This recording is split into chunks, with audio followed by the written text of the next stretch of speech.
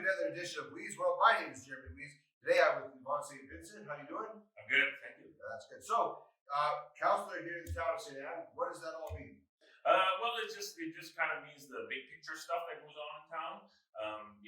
The big thing, of course, is budget and all the things that impacts, and of course, the biggest thing probably being taxes to our residents.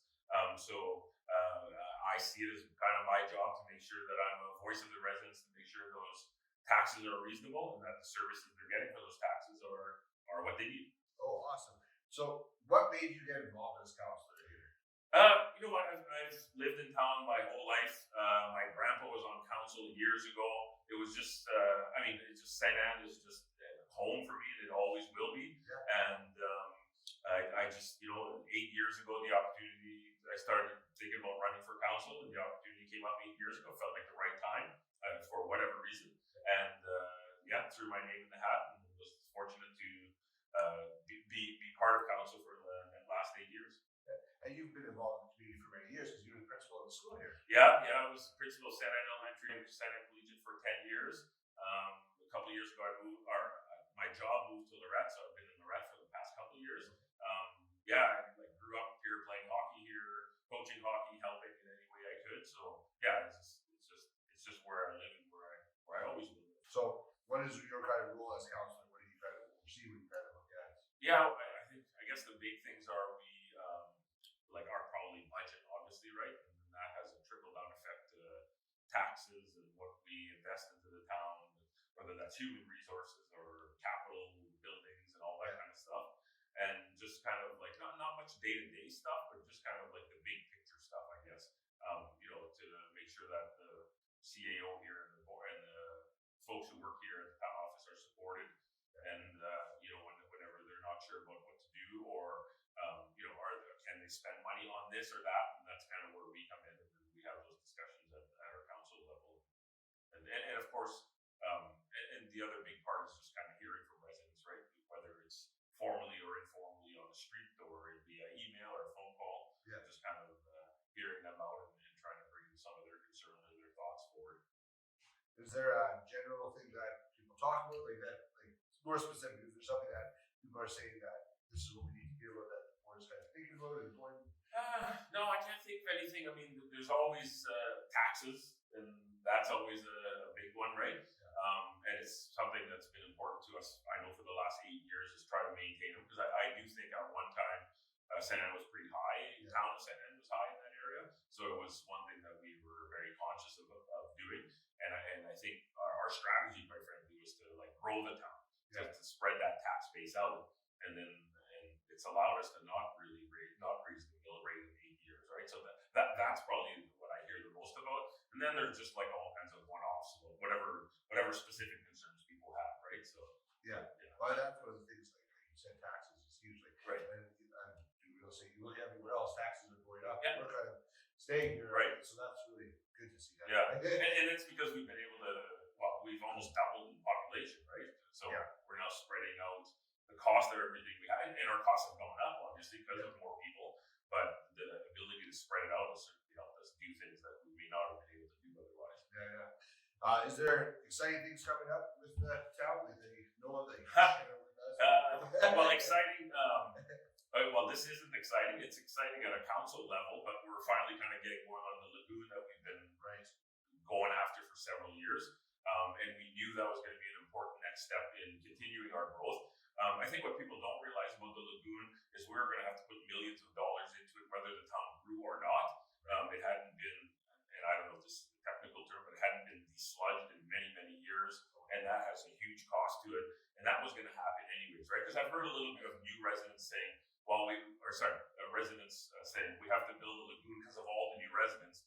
It's actually not true. We're going to incur huge costs on the lagoon no matter what. If anything, the good news is now we get to spread that cost on over way more people than just the smaller side we had before. Right. It's not exciting, but it's been a lot of work for us behind the scenes. Right? But it allows for the town to continue growth, right? That's right. It continues to grow, and even like I said, even if we hadn't grown, this was going to have to happen, and it was important that we bring that cost down. And again, we were able to do it this year to start that lagoon stuff, thanks to some grants that our CAO and stuff did a great job getting. but also because we've been able to kind of spread that over 3,000 people instead of 1,500 people, right? So, Right.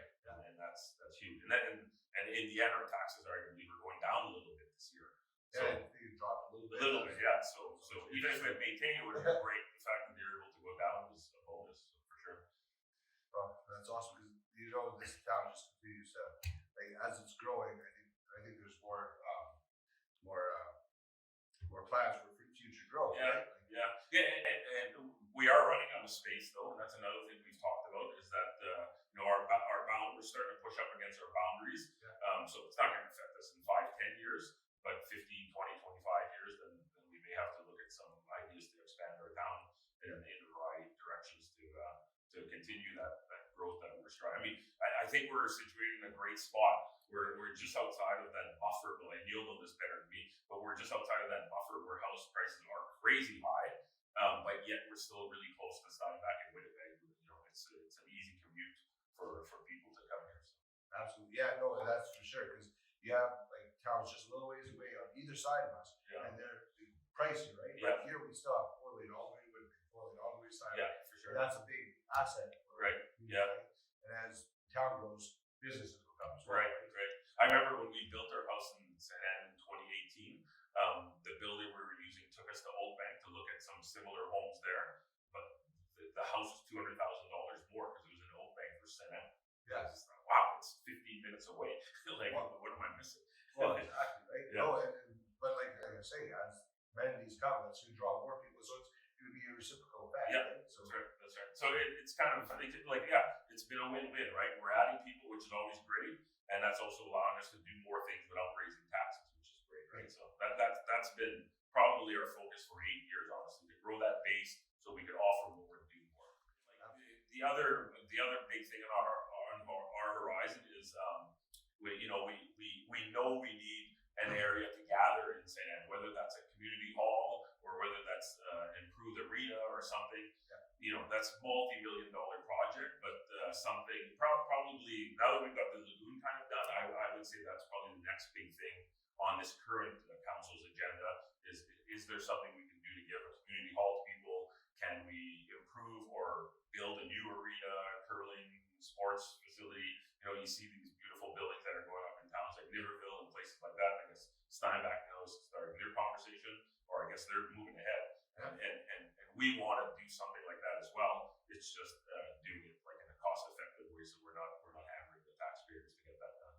Yeah, and they have a very effective hockey program. I mean, how many Yeah. Olympians do you have? For sure. Town, Yeah, right? for sure. So Yeah. might as well blossom that and community. The more the community pours into each other. Right? Yeah, and I think, and I know you've interviewed Sarah normally a few times. I think we're well positioned with a fantastic rec director to push more of those things, right? Like she's grown this town in so many of those areas that we didn't have before, especially for the youth or for the kids. Yeah. And so she's been a huge asset to us, and we want to take advantage of her strengths while she's here. And again, that really goes back kind of that recreational stuff. The problem with recreational is that you don't make money off it; it just costs you money. So you have to be smart on how you spend that money, so that it's not just the taxpayers paying through the nose to make these opportunities happen. There has to be a balance there.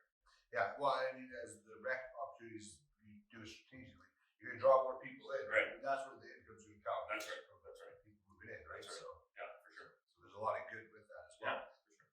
I guess the other thing too is if there's any misconceptions, I guess, around this new town office, that was something that we labored with for a while too. And at the end of the day, what we're paying in rent is what we're paying in mortgage here, which is again why we didn't have to increase taxes, because we were smart about budgeting that. So and we thought it was important that a growing town have a nice face to it, and we did that with the police department years ago because we take a lot of pride in that part of our town, and we wanted to do the same with the town office and give the town a nice, beautiful building they can be proud of. Again, without it costing everybody a whole ton of money, and it hasn't, right? What we were paying in lease, we're paying over here, and we got a way better space. A lot more space as well. Yeah, right? for sure. And that's the other thing, right? We needed more space. Yeah. We're a growing town, comes growing human resources, and people need a place to work and get their job done. Yeah.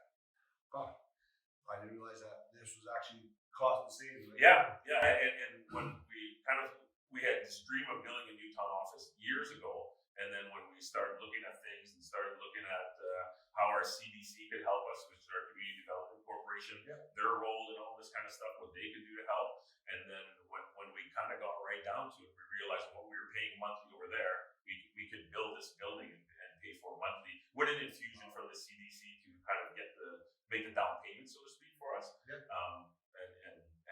we got that down payment because we previously owned that entire building, and we sold that building, and that's what allowed us to get the down payment and keep the monthly charges to the same amount. And yet, our space is quadrupled, and it's new and it's beautiful, right? So, Well, and it also adds to the beauty of the town, right? Right. Like coming in, you see this beautiful town office. Right. It's not hidden away. It's That's like right. out front, and here we are, right? Yeah. And it kind of speaks to the future of the direction. For sure. And we were strategic about that, right? This corner is the hub of town. The co-op did a great job of improving that corner. We improved the San Am Police Department building. We were actually looking at where the old Petro-Canada used to be, but we just couldn't get a deal done that was affordable for us. And then this corner came up, and it kind of worked out. So we've got kind of 3 of the 4 corners nice and sharp now, which is what we were trying to do. And you always kind of hear rumors of something that may happen over there. And I don't have information on withholding because they're all rumors, but we're hopeful that one day something will end up nice and shiny on that Petro-Canada whole site and clean the whole corner, full 4 corners up. I can't see it staying like that forever. Yeah. There's going to be change. I agree.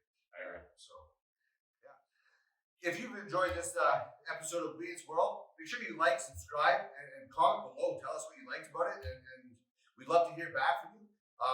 If you're on Facebook, add me as a friend. I'd love to connect with you and find out how we can connect more with the town of St. Anne and with all the members and the businesses here. Stay tuned for the next episode.